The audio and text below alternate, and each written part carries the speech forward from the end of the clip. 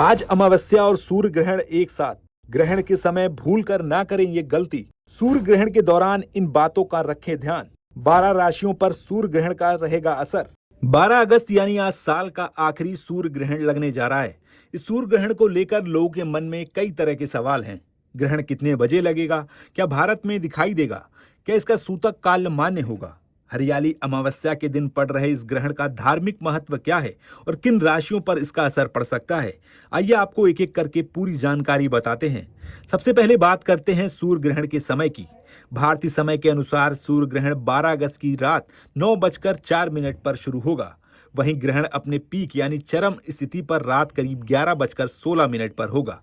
सूर्य ग्रहण का समापन 13 अगस्त की देर रात 1:27 पर होगा।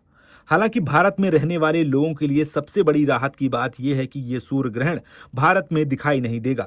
दरअसल जिस समय ग्रहण लगेगा उस समय भारत में रात होगी, इसलिए भारत में सूर्य ग्रहण की दृश्यता नहीं होगी और धार्मिक मान्यताओं के अनुसार यहाँ इसका सूतक काल भी मान्य नहीं होगा। आमतौर पर जब सूर्य ग्रहण भारत में दिखाई देता है तो सूर्य ग्रहण शुरू होने के करीब 12 घंटे पहले सूतक काल शुरू माना जाता है। इस दौरान कई धार्मिक कार्यों और शुभ कामों को रोकने की मान्यता है, लेकिन इस बार भारत में ग्रहण दिखाई नहीं देने के कारण यहाँ रहने वाले लोगों को सूतक के नियमों का पालन करने की जरूरत नहीं है। इसका मतलब यह है कि भारत में लोग सामान्य दिनों की तरह पूजा पाठ कर सकते हैं। खाना पीना भी सामान्य रूप से किया जा सकता है। बच्चों, बुजुर्गों और गर्भवती महिलाओं के लिए भी किसी विशेष प्रतिबंध की जरूरत नहीं बताई गई है।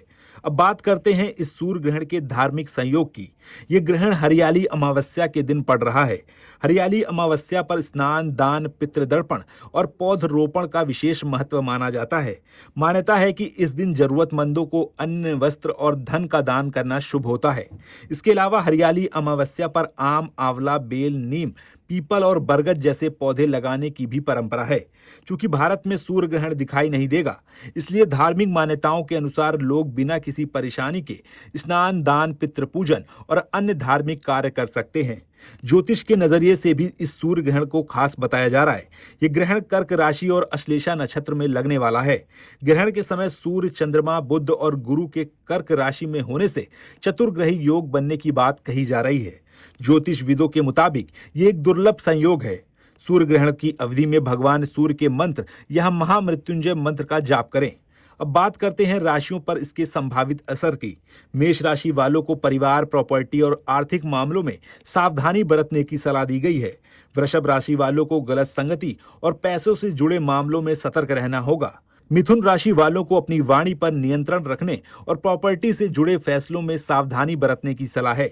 मकर राशि वालों को जीवन साथी के साथ विवाद से बचना चाहिए और खर्चों पर नियंत्रण रखना चाहिए। कुंभ राशि के जातकों को शत्रुओं और बड़े आर्थिक फैसलों को लेकर सावधान रहने की सलाह दी गई है। मीन राशि वालों को निवेश और नौकरी बदलने जैसे बड़े फैसलों में जल्दबाजी से बचना होगा। वहीं तुला राशि वालों को कार्य क्षेत्र में जल्दबाजी से बचने की सलाह है। वृश्चिक राशि वालों के लिए रुके हुए काम पूरे होने और प्रोफेशन में आगे बढ़ने के संकेत बताए जा रहे हैं। धनु राशि वालों के लिए यह ग्रहण सामान्य परिणाम देने वाला बताया गया है। अब सबसे जरूरी बात, सूर्य ग्रहण को सीधी खुली आंखों से बिल्कुल नहीं देखना चाहिए। इससे आंखों की रेटिना को गंभीर नुकसान पहुंच सकता है।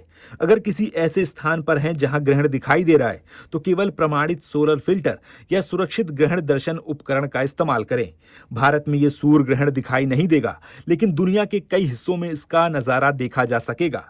यूरोप के कुछ हिस्सों, उत्तरी अटलांटिक, ग्रीनलैंड, आइसलैंड और उत्तरी अमेरिका के कुछ क्षेत्रों में ग्रहण दिखाई देने की जानकारी है। कुछ जगहों पर पूर्ण तो कुछ क्षेत्रों में आंशिक सूर्य ग्रहण दिखाई देगा। कुल मिलाकर भारत के लोगों को इस सूर्य ग्रहण को लेकर घबराने की जरूरत नहीं है। भारत में ना तो ग्रहण दिखाई देगा और ना ही इसका सूतक काल मान्य होगा। हरियाली अमावस्या होने के कारण आज स्नान, दान, पितृतर्पण और पौधरोपण जैसे धार्मिक कार्य किए जा सकते हैं। हालांकि सूर्य ग्रहण से जुड़ी धार्मिक मान्यताएं अलग अलग हो सकती हैं, इसलिए अगर आप किसी विशेष परंपरा का पालन करते हैं तो अपने स्थानीय धार्मिक मार्गदर्शन के अनुसार निर्णय ले सकते हैं।